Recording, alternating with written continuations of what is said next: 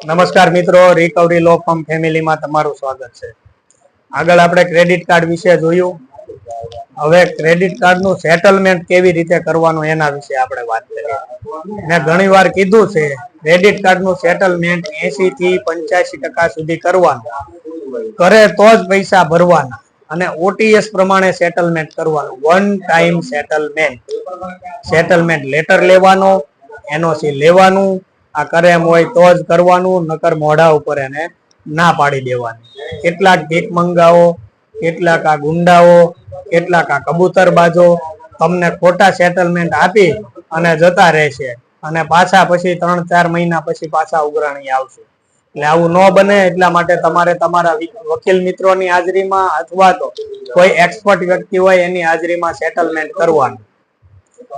પછી બીજી બાબત કે સેટલમેન્ટ વખતે ધ્યાન રાખવા જેવી બાબત કઈ છે, તો તમે સેટલમેન્ટ કરો, જો તમે સેટલમેન્ટ કરો તો એ હપ્તામાં નહીં કરતા ક્યારેય। મહેરબાની કરીને હપ્તા ઈએમઆઈ માં કોઈ દિવસ સેટલમેન્ટ કરતા નહીં, કારણ કે મેં તમને જણાવ્યું એમ 80 થી 85% આપણે સેટલમેન્ટ કરવાનું છે। લાખ રૂપિયા વપરાઈ ગયા હોય તો 20-25 હજાર રૂપિયા ભરીને પૂરું કરી દેવાનું છે। એટલે એમાં કોઈ હપ્તા કરવાની જરૂર નથી। આ ભીખ મંગાવો તમને એમ કે ભાઈ 60% 50% સેટલમેન્ટ કરી દઉં, 50,000 માં કરી દઉં, 25 ભરો, બીજા 25 ના ચેક આપી દો, તોય નહીં, ના પાડી દેવાની। કારણ કે 3, 4, 5, 6 હપ્તામાં તમને સેટલમેન્ટ કરી દે, મોટું સેટલમેન્ટ કરશે અને પછી એટલા તમારી પાસે ચેક લઈ જશે। હવે ચેક લઈ ગયા પછી ઘટના એવી બને કે તમે 2-3 હપ્તા રેગ્યુલર ભરી દીધા, પછી ચોથો હપ્તો ભરવાનો આવ્યો અને તમારે કોઈ હોસ્પિટલના કામ આવી ગયા, અથવા તો તમારે મંદીમાં આવી ગયા, અથવા તો પૈસા ન આવ્યા, તો એક દિવસ પણ લેટ થશે ને તો આ ભીખ મંગાવો વાટ જોઈને બેઠા છે, તમારું સેટલમેન્ટ કેન્સલ કરી દેશે અને જેટલા પૈસા તમે ભર્યા છે બધા જ પૈસા ફરી પાછા એ લોકો વ્યાજમાં નાખી દેશે। એટલે ક્યારેય પણ સેટલમેન્ટ હપ્તામાં કરવાનું નહીં, મહેરબાની કરીને આ ખાસ ધ્યાન રાખજો। ત્યારબાદ તમે જે ચેક આપેલા છે ને એ ચેક એ લોકો નાખશે અને 138 ની કલમ પ્રમાણે ચેક બાઉન્સ ના કેસ કરશે। જો તમારો હપ્તો બાઉન્સ જશે ને તો ખાલી ખોટા તમે કોર્ટ કચેરીમાં પાછા આવી જાય। એટલે આ બધું નહીં કરવાનું।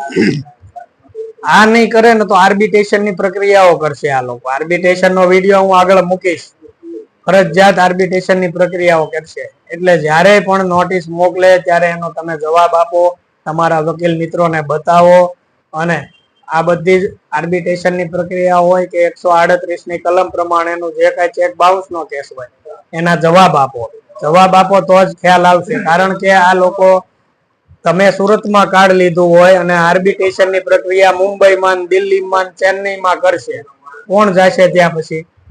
એટલા માટે હું વારંવાર તમને કહું છું કે જ્યારે પણ નોટિસ આવે ત્યારે નોટિસ નો જવાબ આપવાનું રાખો, જેથી કરીને તમારે આ બધા ધક્કા ખાવાના રહે નહીં। એટલે ખાસ તમારે નોટિસ ના જવાબ આપવાના, વકીલ મિત્રોની સલાહ લેવાની અને એક્સપર્ટ માણસની સલાહ લેવાની। જય હિન્દ, જય ભારત, ભારત માતા કી જય।